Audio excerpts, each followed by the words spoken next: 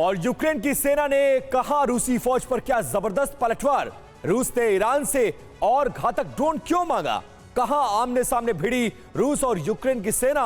और Elon Musk ने 24 घंटे में ही यूक्रेन पर दिए बयान पर क्यों ले लिया यू टर्न। वॉर जोन से जुड़ी बड़ी खबरों के लिए देखिए महायुद्ध टॉप 9।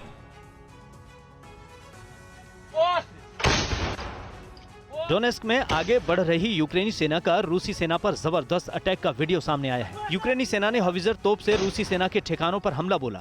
यूक्रेन किसी भी हाल में डोनेस्क को रूसी कब्जे से आजाद कराना चाहता है। डोनबास रीजन में चल रही जंग को लेकर यूक्रेनी राष्ट्रपति जेलेंस्की ने कहा कि बखमुट की ओर बढ़ रही उनकी सेना को मुश्किल हालातों का सामना करना पड़ रहा है। डोनबास में यूक्रेन रूसी कब्जे वाले इलाकों को आजाद कराने की कोशिश में लगा है। बखमुट से यूक्रेनी सेना 15 किलोमीटर दूर है। यूक्रेन के खिलाफ रूस बड़े ड्रोन अटैक की तैयारी कर रहा है। रूस को ईरान से ड्रोन मिलता रहा है। ये अनार उगा के हर साल 1 एकड़ की जमीन पर 10 लाख कमा रहे हैं। उनसे सीखना है तो फ्रीडम ऐप को अभी डाउनलोड कीजिए। लेकिन रूस ने एक बार फिर ईरान से अराश 2 कामिकेज ड्रोन देने की मांग की। अराश 2 कामिकेज ड्रोन 1700 किलोमीटर तक मार कर सकता है। रूस ईरान के शाहिद 136 से ज्यादा घातक ड्रोन चाहता है। जंग के दौरान रूस 1200 से ज्यादा ड्रोन गंवा चुका है, जिसमें ज्यादातर ईरान के ड्रोन थे। वॉर जोन में यूक्रेन की फौज और रूसी सेना के बीच आमने सामने हुई जबरदस्त फायरिंग का वीडियो सामने आया है। अचानक रूसी फौज का सामना होने के बाद यूक्रेनी फौज के जवानों ने पोजीशन लेते हुए ताबड़तोड़ फायरिंग की। हालांकि इसकी लोकेशन नहीं बताई गई, लेकिन इस फायरिंग में रूसी फौज के पीछे हटने का दावा किया गया है।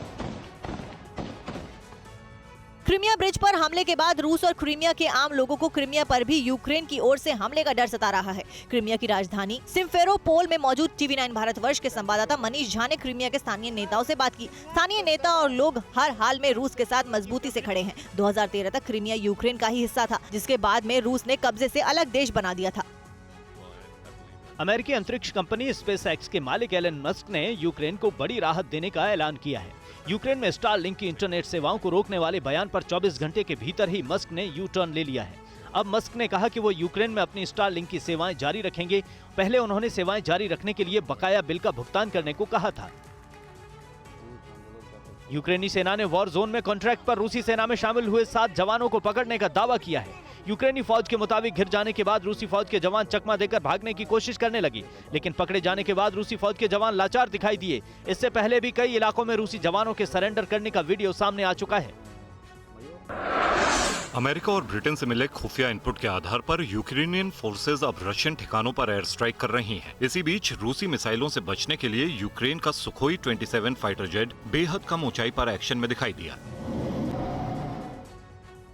यूक्रेन के रक्षा मंत्री ओलेक्सी ने दावा किया है कि रूस की हार तय है। यूक्रेन की फौज पुतिन का घमंड चूर चूर कर देगी। तो यूक्रेनी रक्षा मंत्री के मुताबिक रूस के पास अब सिर्फ 609 मिसाइलें ही बची हैं। 24 फरवरी को हमले के वक्त रूस के पास 1844 मिसाइलें थीं। ये अनार उगा के हर साल 1 एकड़ की जमीन पर 10 लाख कमा रहे हैं। उनसे सीखना है तो फ्रीडम ऐप को अभी डाउनलोड कीजिए।